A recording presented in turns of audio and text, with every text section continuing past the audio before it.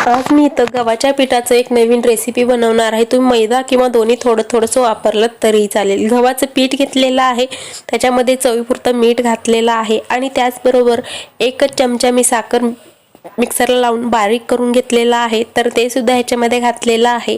1 मोठा चमचा याच्यामध्ये तूप घालायचं आहे आणि सगळ्या पिठामध्ये चोळून घ्यायचं आहे।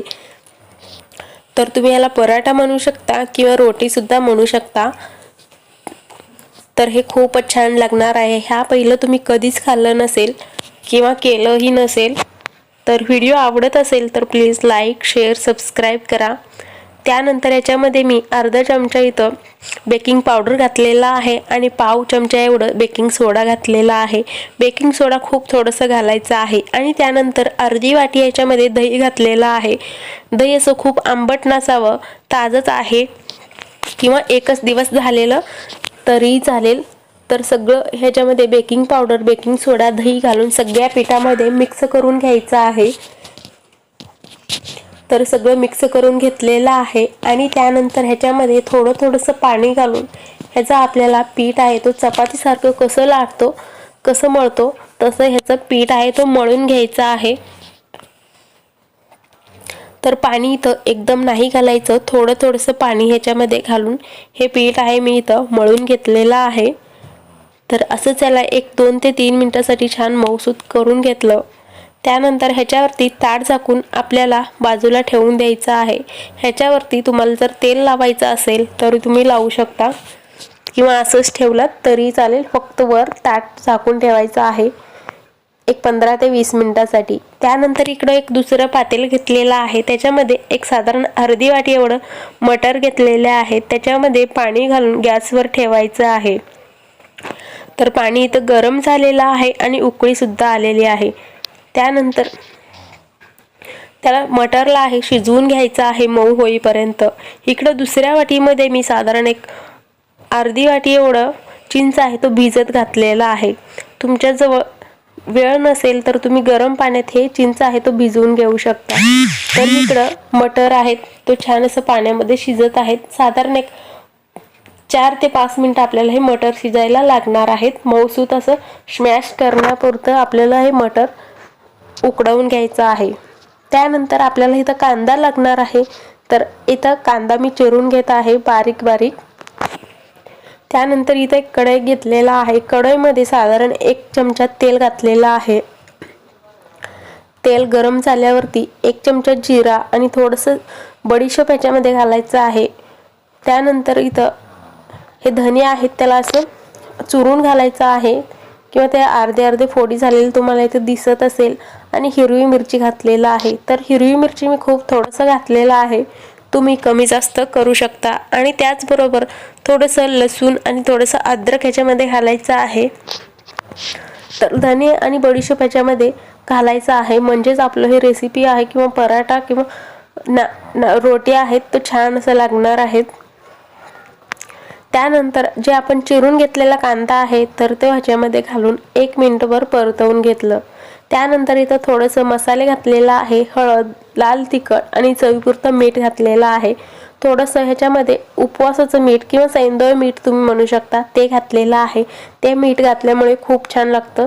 त्यानंतर चाट मसाला घालायचा आहे थोडंसं एक अर्धा चमचा आणि अर्धा चमचा आमचूर पावडर घालायचा आहे।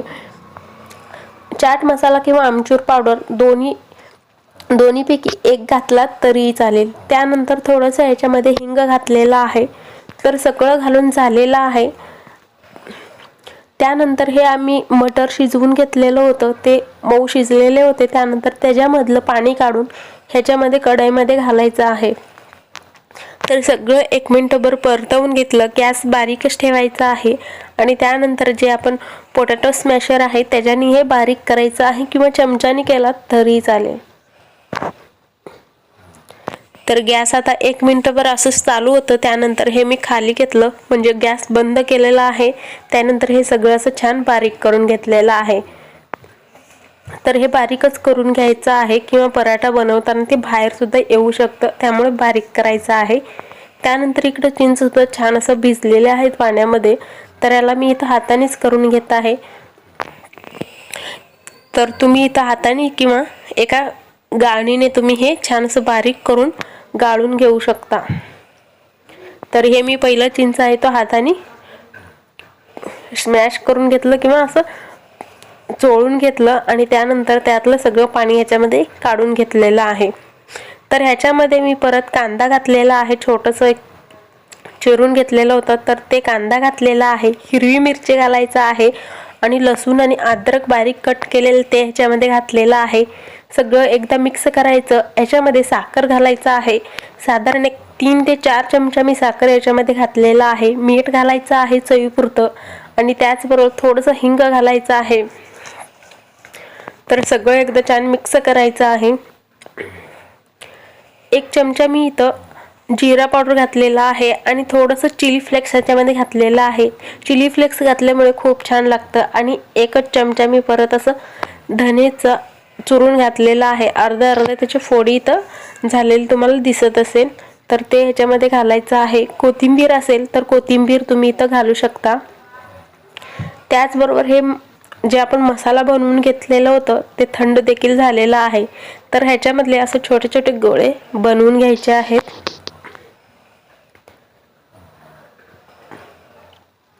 तर तुम्ही हे गोळे मोठे किंवा छोटे बनवून घेऊ शकता। तर मी एक 4 ते 5 त्याचे गोळे इथं बनवून घेतलेले आहेत। तर ह्या पिठाला साधारण एक 15 ते 20 मिनिटं झालेले आहेत। तर हे पीठ आहे ते छान असं मुरलं गेलेलं आहे। तर आता आपण ह्याच्यातलं छोटंसं असं गोळा घ्यायचा आहे किंवा तुम्हाला मोठा किंवा बारीक करायचा आहे पराठा किंवा रोटी तर तेवढं हे पीठ घ्यायचं आहे। आणि त्यानंतर जे आपण पराठा करताना जे आपण आत मसाला भरतो तर तसंच ह्याला पहिलं हे पारी बनवून घ्यायचं आहे आणि त्यानंतर आपण हे वाटाण्याचं सारण आहे तो ह्याच्यामध्ये घालायचं आहे। खूप जास्त नाही घालायचं, थोडंसंच घालायचं आहे। तर परत हे वर आहे पीठ असं दुमडवून घेतलेलं आहे। परत एकदा पीठ लावायचं, पीठ लावून हलक्या हाताने ह्याला लाटून घ्यायचं आहे। हे अजिबात ह्याचं सारण आहे तो वर येणार नाही किंवा वर येत असेल तर तुम्ही पीठ लावून हलक्या हाताने याला लाटून घेऊ शकता। ह्याला तुम्ही गोल सुद्धा लाटू शकता किंवा थोडंसं उभं सुद्धा लाटून घेऊ शकता। तर मी हे थोडंसं उभं लाटून घेत आहे। तर लाटून झालेला आहे, तुम्ही बघू शकता सारण अजिबात बाहेर आलेलं नाहीये आणि खालचा भाग सुद्धा तुम्हाला दाखवलं। तर आता एका वाटीमध्ये पाणी घेतलेलं आहे, असं हाताने किंवा एखादं ब्रश घ्यायचं, त्या सगळ्या बाजूने आपल्याला पाणी लावून घ्यायचं आहे। तर इथं तवा गरम होण्यासाठी ठेवून दिलेला आहे। हे माझं नॉनस्टिक तवा आहे तर हे खराब झालेलं आहे म्हणून मी ह्याच्यातच बनवत आहे। तर तुम्ही हे ह्याच्यामध्ये न करता लोखंडी तवा वापरायचा आहे किंवा जर तुमच्या जवळ सुद्धा असं जुनं तवा असेल तर तुम्ही ह्याच्यामध्ये सुद्धा करू शकता। तर हे मी इथं पराठा आहे किंवा रोटी आहे तो घातलेला आहे, गॅस मध्यम ठेवून 1 मिनिटभर पहिलं भाजून घेतलं आणि त्यानंतर गॅस इथं मध्यम करून ह्याला पलटी करून घ्यायचं आहे आणि असं तवा धरून सगळ्या चारी बाजूने फिरवत भाजून घ्यायचा आहे। रोटी आहे तो बनवून घ्यायचा आहे। तर हे बघा गॅस इथं मध्यम ठेवलेला आहे आणि सगळे असं गोल गोल मी फिरवत आहे।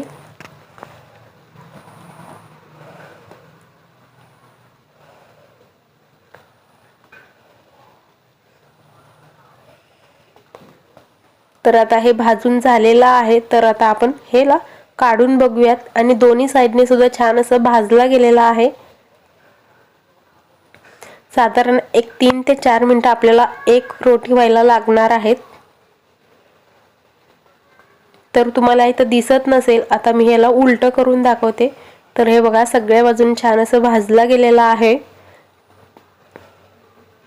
तर उलटण्याने असं हे काढून घ्यायचं आहे, खाली सुद्धा चिटकलेलं नाहीये, तुम्ही बघू शकता। तर हे बघा खूप छान असं याचा कलर आहे तो दिसत आहे।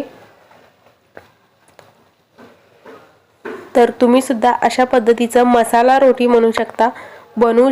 ह्याच्यावर गरम असतानाच बटर लावू शकता, तेल लावू शकता किंवा तूप लावलं तरी चालेल। तर असं लावून घ्यायचं आहे आणि बाजूला ठेवून द्यायचं आहे। तर अशाच प्रकारे मी सगळे रोटी आहेत ते इथं बनवून घेत आहे। असं घातल्याबरोबर 1 मिनिटासाठी पहिलं खालचा भाग असं भाजून घ्यायचा आहे आणि त्यानंतर पलटी करून ह्या बाजूने सुद्धा शेकून घ्यायचा आहे। तवा असं एकाच ठिकाणी नाही धरायचं, असं वेगवेगळं धरायचं आहे। तुम्ही बघू शकता हे पराठा रोटी सुद्धा झालेला आहे, दोन्हीचा कलर सेमच आहे आणि छान असं खरपूस सुद्धा झालेला आहे। तर तुमच्या घरात तुम्ही असं पहिल्यांदा केलात की 2 ऐवजी हे 4 रोटी एकच जण खातील आणि हे लागते तर खूपच छान। तर ह्याच्यासोबत खाण्यासाठी आपण चटणी बनवलेला आहे तर ते सोबत खूपच छान लागणार आहे। तर तुम्ही अशा पद्धतीचं हे रोटी कधी बनवलं नसेल किंवा खाल्लं देखील नसेल तर एकदा घरात नक्की बनवून बघा आणि व्हिडिओ आवडला लाईक शेअर करा।